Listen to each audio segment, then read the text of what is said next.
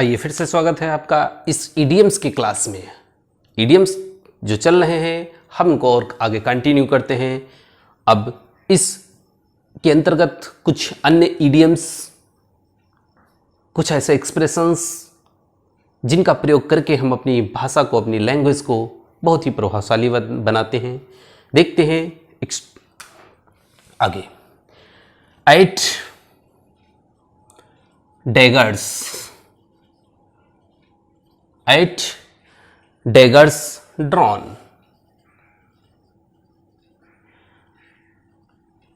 8 daggers drawn। अब ये idiom है। अब क्या है इसका अर्थ? डैगर, डैगर मीन्स होता है कटार या खंजर। ड्रॉ मीन्स खींचना, कटार खींचना या खंजर खींचना।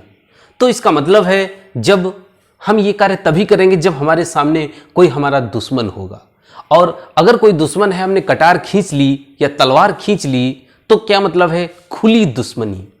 इसका मतलब क्या है? खुली दुश्मनी, ओपन इनेमिटी, ओपन इनेमिटी, खुली दुश्मनी। इस पूरे का 8 daggers drawn का मतलब है खुली दुश्मनी। हम एग्जाम्पल में कर सकते हैं, जैसे मोहन एंड सोहन, मोहन एंड सोहन। मोहन और सोहन क्या है? 8 हैं, 8 daggers drawn।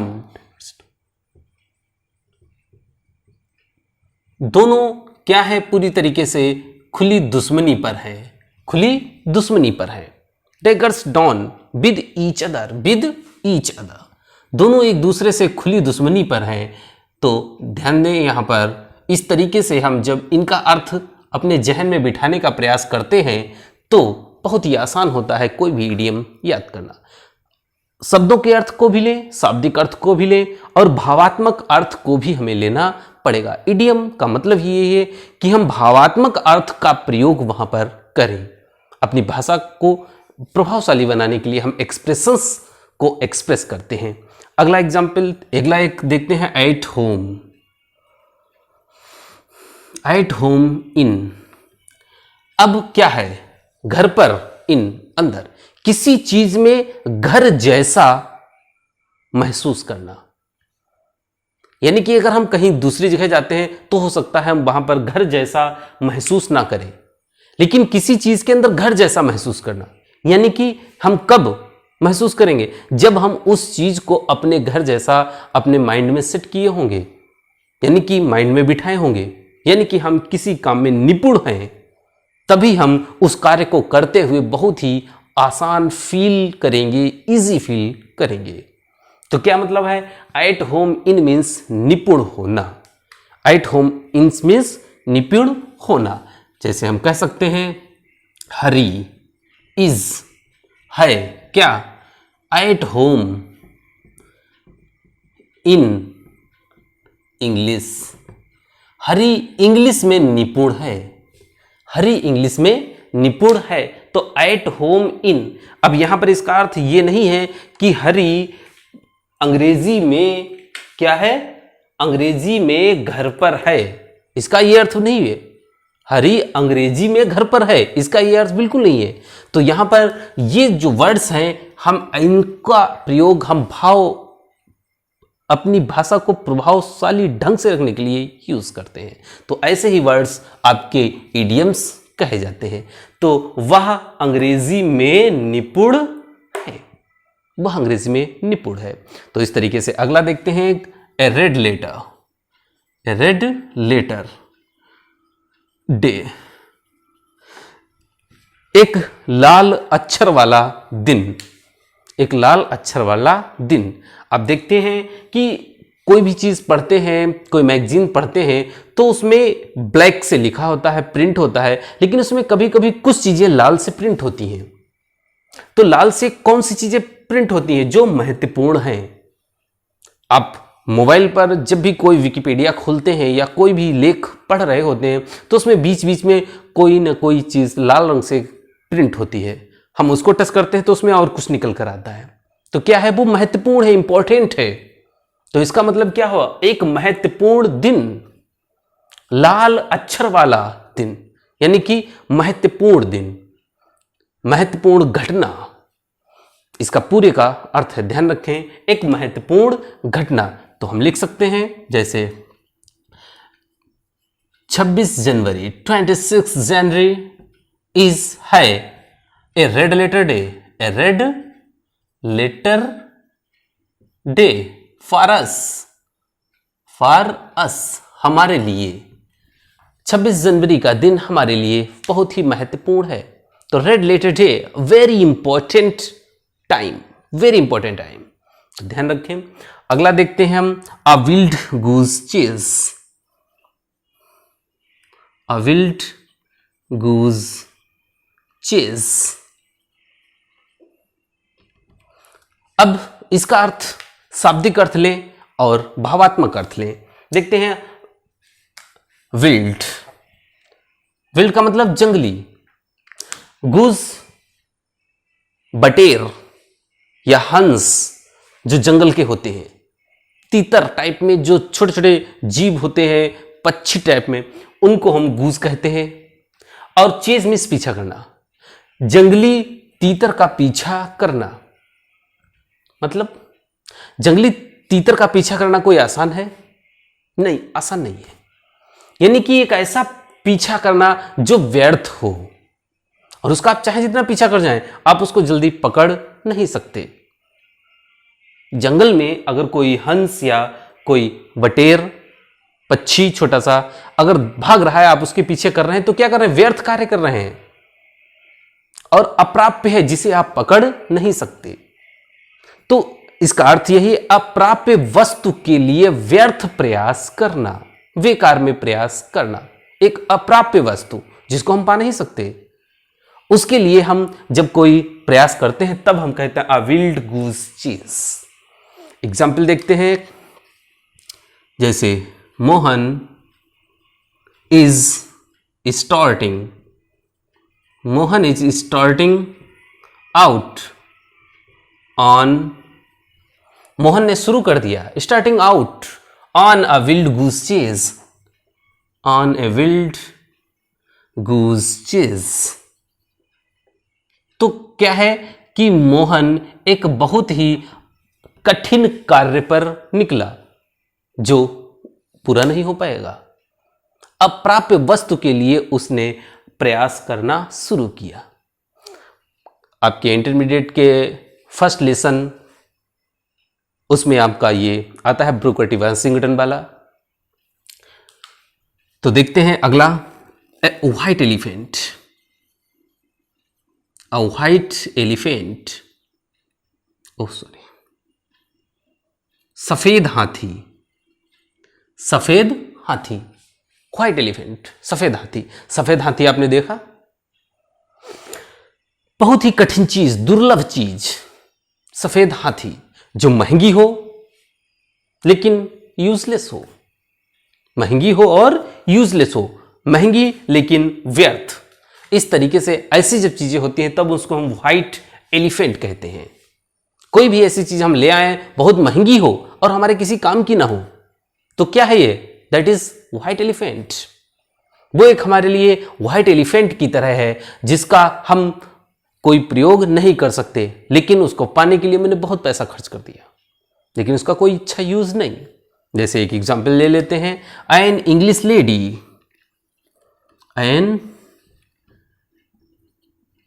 English lady in Indian family, in Indian family,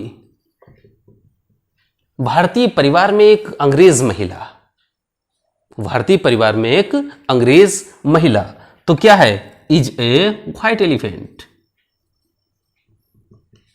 is a white elephant. क्यों? क्योंकि खर्चीली होगी, महंगी। और तो इस तरीके से यहां पर क्या है, an English lady in Indian family, Indian family में वो पूरी तरीके से अपने आप को एडजस्ट नहीं कर पाएंगी। जैसे हमारी अपनी भारतीय महिलाएं जो अपनी संस्कृति, अपनी परंपराओं का निर्वहन अच्छे से करते हुए अपनी भारतीय फैमिली को, अपने भारतीय परिवारों को आगे तक बढ़ाती है, उसके अनुरूप में इंग्लिश लेडी हमारे इस फैमिली में सटीक नहीं होगी, एक्सपेंसिव होगी लेकिन यूजलेस होगी। तो इस तरीके से हम इसको कह सकते हैं व्हाइट एलिफेंट। अगला एक देखते हैं, a cat and dog. A cat and dog life. Cat and dog life, बिल्ली और कुत्ते का जीवन, यानी कि बिल्ली और कुत्ते का जीवन। क्या है बिल्ली और कुत्ते का जीवन? जहां पर भी आपको बिल्ली दिख जाए और कुत्ता दिख जाए तो कुत्ता क्या करेगा? तुरंत बिल्ली पर दौड़ पड़ेगा। यानी कि उनका बराबर लड़ाई झगड़े का जीवन रहता है, कुत्ता बिल्ली कुत्ता बिल्ली। तो लड़ाई झगड़े का जीवन, मतलब क्या हो गया? लड़ाई झगड़े से भरा हुआ जीवन, परेशान जीवन, मिजरेबल लाइफ, मिजरेबल लाइफ। तो इस तरीके से हम यहां पर इसको कह सकते हैं एक परेशान जीवन या मिजरेबल लाइफ। एग्जाम्पल में देख लें, Meera is leading, Meera is leading a cat and dog life, cat and dog life. एक परेशान जीवन जी रही है, लीड कर रही है with her husband, with her husband. तो अपने पति के साथ वो एक परेशान जीवन व्यतीत कर रही है। तो इसको हम कहते हैं cat and life, cat and dog life. तो इस तरीके से एक और देखते हैं, a maiden speech. A maiden speech, speech means भाषण या कोई कार्य। यहां पर तो हम कार्य के अर्थ में ले लेते हैं, वैसे तो स्पीच मीन्स भाषण ही होता है। तो मैडन, मैडन का मतलब होता है प्रथम या कुंवारी, लड़कियों के लिए खासकर इस्तेमाल किया जाता है मिस, मैडन। तो मैडन का मतलब यहां पर, मैडन स्पीच का मतलब पहला भाषण या पहला कार्य। जब कोई व्यक्ति कोई कार्य शुरू करता है और वो पहला कार्य करता है तो हम उस कार्य को मैडन स्पीच कहते हैं, या प्रथम भाषण। जिसने कभी कहीं अपना कोई भाषण ना दिया, उसे स्टेज पर खड़ा कर दिया जाए, चाहे अच्छा भाषण हो चाहे बुरा हो, वो अलग बात है, लेकिन वो उसका मैडन स्पीच कही जाएगी, प्रथम वर्क कहा जाएगा। तो जैसे कि एग्जाम्पल में, माई मैडन स्पीच, माई मैडन स्पीच, मेरा जो पहला भाषण था, was liked by everyone, by everyone, सभी के द्वारा पसंद किया गया था। मेरा पहला कार्य सभी के द्वारा पसंद किया गया था। Yeah my maiden speech was not liked by everyone, yeah मेरा प्रथम भाषण किसी के द्वारा पसंद नहीं किया गया था। इस तरीके से अगला देखते हैं एक और,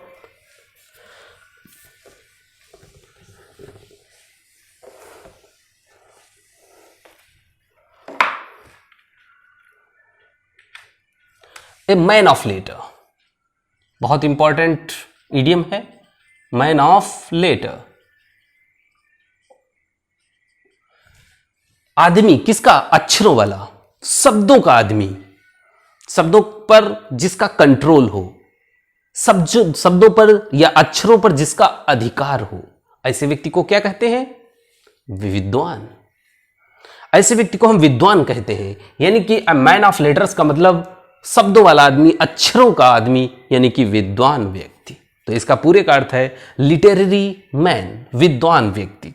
तो हम कह सकते हैं एग्जाम्पल में,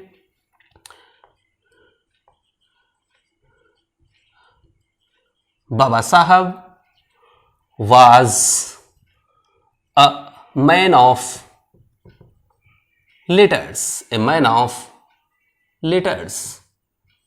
बाबा साहब एक विद्वान व्यक्ति थे। बाबा साहब doctor Bhimrao Ambedkar was a man of letters, विद्वान व्यक्ति थे। कई भाषाओं का उन्हें प्रकांड विद्वान था, प्रकांड ज्ञान था उन्हें, प्रकांड विद्वान थे, मैन ऑफ लेटर्स। तो इस तरीके से हम इन शब्दों को अर्थ के आधार पर जब हम उनका भाव निकालते हैं तो बहुत ही आसान होता है याद रखना। तो इस तरीके से हम इसको ध्यान रखें। अगला, ए फीदर, अ फीदर इन वंस कैप, इन वंस कैप। अब क्या है फीदर? देखते हैं, वन यहां पर कोई भी नाउन आएगा, ध्यान रखें उस नाउन में अपॉस्ट्रोफी एस लगाया जाएगा। किसी की कैप में एक पंख, किसी की टोपी में एक पंख, मतलब क्या है? आपने कभी देखा है किसी की टोपी में पंख लगा हुआ? शायद देखा हो। मिलिट्री वालों के या एनसीसी के कैंडिडेट्स जो होते हैं वो एक टोप लगाए होते हैं, उसमें एक पंख लगा होता है, तो वो क्या होता है? सम्मान का प्रतीक। तो ये क्या है? अ फीदर इन वंस कैप, मतलब सम्मान का प्रतीक, सफलता या आदर देना, सफलता या आदर। तो देखते हैं एग्जाम्पल, जैसे योर सक्सेस, आपकी सफलता, योर सक्सेस इज, तुम्हारी सफलता है क्या? ए फीदर, एक पंख है, तुम्हारी सफलता एक पंख है, किसमें? In your fathers cap, in your fathers cap, सम्मान है, तुम्हारी सफलता आपके पिताजी की टोपी में एक पंख के समान है, यानी कि एक सम्मान है। तो इस तरीके से हम इसको भी याद रखेंगे। एक अगला और देखते हैं, at one's fingers end, at one's fingers end. अब देखिए, वंस मीन्स किसी की उंगलियों के इंड, इंड का मतलब छोर, इंड का मतलब छोर। ये क्या है देखते हैं, फिंगर्स इंड। आपने अक्सर देखा होगा कि गांव में या कहीं भी जब किसी से हम कोई चीज पूछते हैं तो वो तुरंत क्या करता है? उंगली पर गिनकर बता देता है, उंगली पर गिनकर बता देता है, 1 2 3। ये तो क्या है मतलब उसका? अच्छी तरीके से याद होना, तुरंत वो काउंट कर लेता है कि ऐसा ऐसा ऐसा ऐसा ऐसा, तुरंत क्या काउंट कर लेता है। तो इसका मतलब यही है कि किसी भी व्यक्ति की उंगलियों के अंत पर सब कुछ रखा होना, यानी कि अच्छी तरह से याद होना, अच्छी तरीके से जानना। ध्यान रखें, देख ले एग्जाम्पल देखते हैं। All the rules of grammar, of grammar, grammar के सभी नियम हैं, कहां हैं? एट, किसी का नाम दे दिया, विनोन्स। देखें, वंस का मतलब जो हम नाउन रखेंगे वो रहेगा विनोन्स फिंगर्स इंड, विनोद की उंगलियों के छोर पर। सभी ग्रामर के जो नियम हैं वो विनोद की उंगलियों के छोर पर हैं, मतलब विनोद को बहुत ही अच्छे से याद है। तो इस तरीके से हम इसको भी देखते हैं। एक देखते हैं और, ए बॉसम फ्रेंड,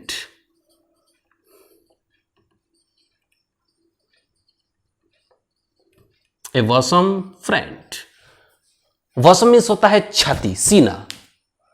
तो ऐसा मित्र जो हमारे सीने से लगा हो, यानी कि फास्ट फ्रेंड, पक्का मित्र, बहुत ही पक्का मित्र, सीने से लगाया जाने वाला मित्र। हर मित्र को आप सीने से नहीं लगाएंगे, जो आपका पक्का मित्र होगा उसके साथ आप संपर्क रखेंगे। तो इस तरीके से इसका मतलब है पक्का मित्र, बॉसम फ्रेंड। जैसे Vipin is my bosom friend. तो इस तरीके से हम इसको ध्यान रखेंगे। ये कुछ ऐसे इडियम्स हैं जिनको हम अगर ध्यान से देख लिए हैं, पढ़े हैं, सुने हैं, समझे हैं, तो आपको अच्छे से याद रहेंगे, ये मेरा विश्वास है। और यदि आपको वीडियो पसंद आया है तो लाइक अवश्य करें, शेयर अवश्य करें। धन्यवाद।